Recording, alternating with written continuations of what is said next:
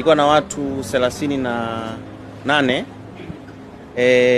lakini kwa baada ya kesi kuitwa, mkurugenzi wa mashtaka amesema mahakamani kwamba hana nia ya kuendelea na hizo kesi kwa mujibu wa kifungu namba 92. Kwa hiyo washtakiwa wote hao kwenye hizo kesi wameachiwa, isipokuwa kwenye kesi ya watu 13 watu wawili walikuwa tayari wameshaachiwa, waliachiwa tarehe 25 mwezi wa 11 mwaka 2025. Kwa hiyo kwenye kesi ya watu 13 ya John Alexander na wenzake walioachiwa leo ni 11, kwa maana wale wawili waliachiwa tarehe 25.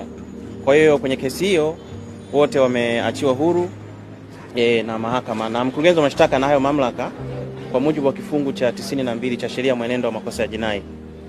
Lakini pia kwenye kesi nyingine yenye watuhumiwa 38 vile vile wameachiwa watuhumiwa 36, kwa maana kwamba wawili walikuwa tayari wameachiwa, waliachiwa tarehe 25 mwezi wa 11 mwaka 2025. Kwa hiyo 36 na hao 11 jumla ni 47. Kwa hiyo leo kwenye kesi ambazo tulikuwa tunawakilisha, watuhumiwa wote wameachiwa huru, wanakamilisha tu zoezi hapa la kiutaratibu wa kusaini ili waweze kwenda nyumbani wakajumuike na familia zao.